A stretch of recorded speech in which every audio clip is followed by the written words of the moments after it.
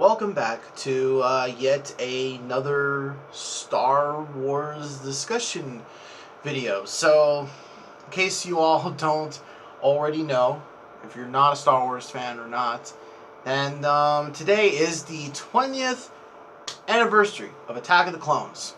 Now, of course, it is very appropriate for me to talk about Attack of the Clones, not only because 20th anniversary and all that sort of stuff, but honestly, I've really been needing to review all of the Star Wars movies, really, to be quite honest with you all, because I'll be honest, it was a goal of mine to review all the movies up until episode 9, which was, God, that was like around 2 or 3 years ago at this point.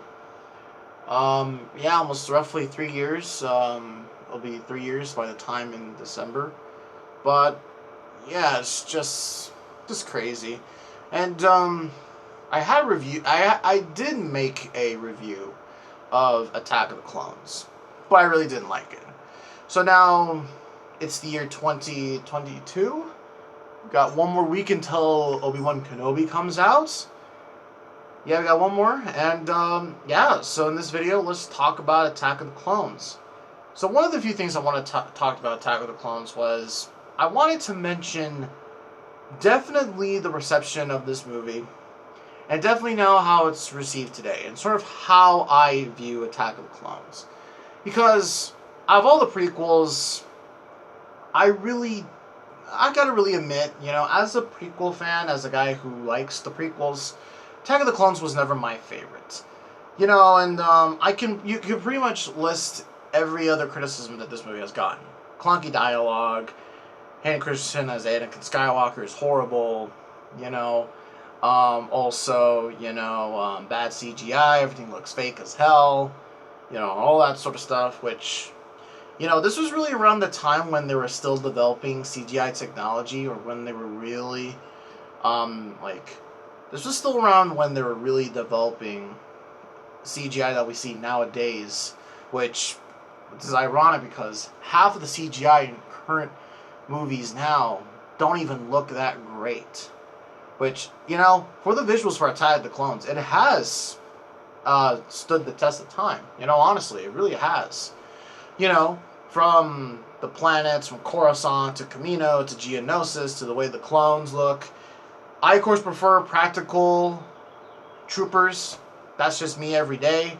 And all that sort of stuff. But, I mean, I guess you could say that George Lucas had a good reason to doing that. And speaking of which, of George Lucas, I really just have to say, Attack of the Clones is the most George Lucas movie ever made.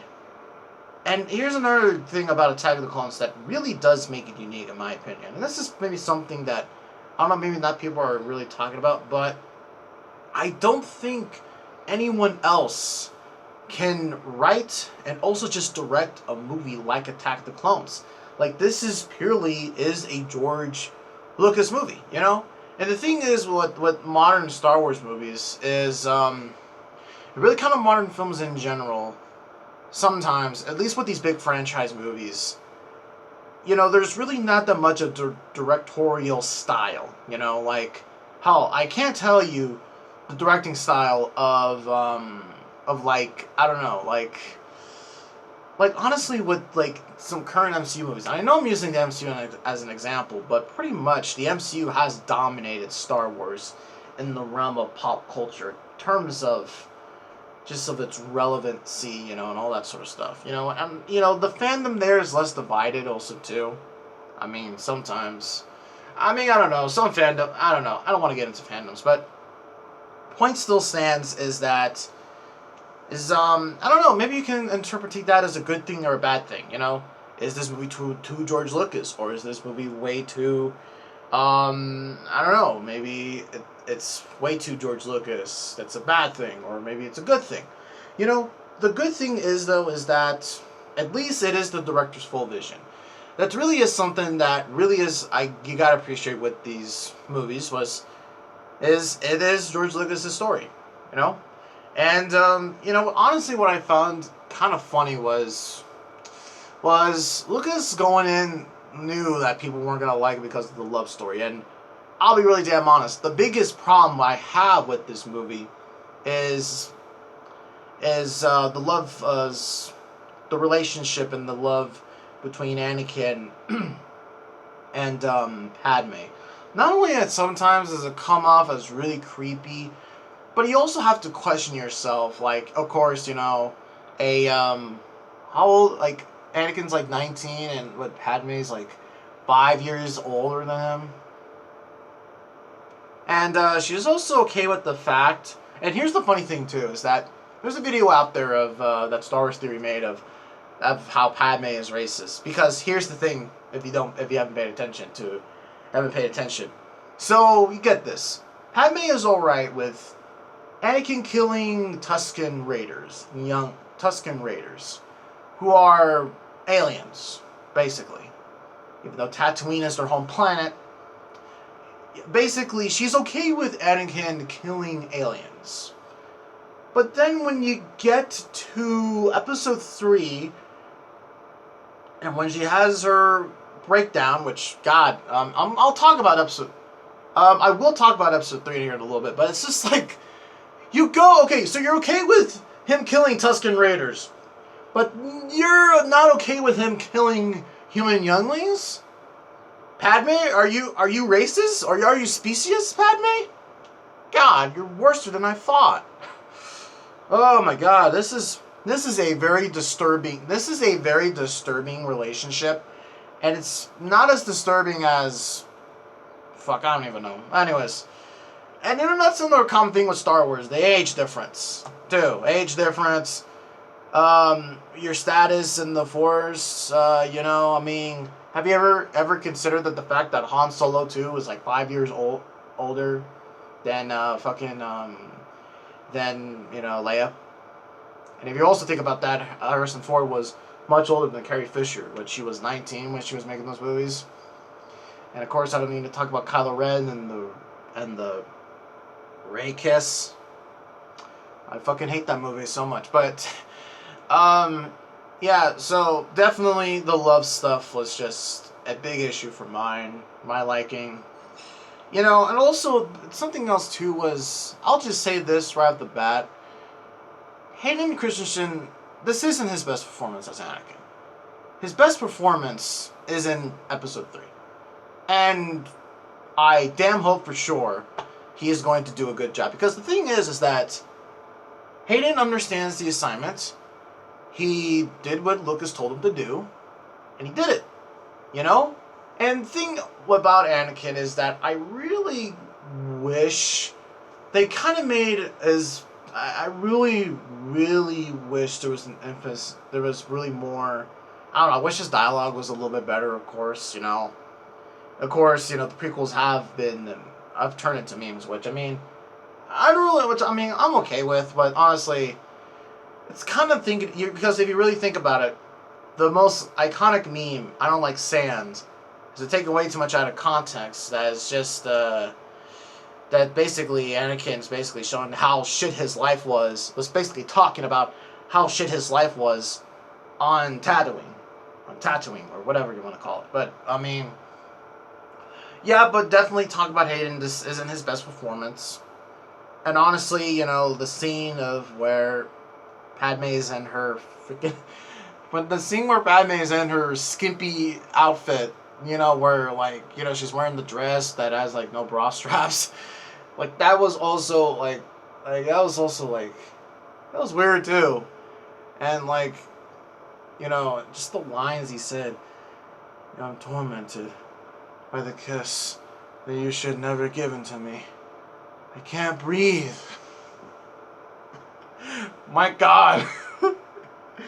I mean, I will say this, though. At least the dialogue isn't bad as it is in the Book of Boba Fett. But... that's just my opinion. But anyways, but just talking the rest about Attack of the Clones, just to quickly end this off. Everything else about this movie, you know, from the aesthetic of the movie, the sound design, the music too, the battle scenes, the action scenes, you know, you got freaking my man Sir Christopher Lee as Count Dooku. And then, there's, of course, also definitely, too, Ewan McGregor definitely shined a lot more as Obi-Wan in this movie. Though, like I said before, this isn't his best performance as Obi-Wan. That is going to have to go to Episode 3. Though maybe my opinion will change in these few coming weeks. We'll have to see.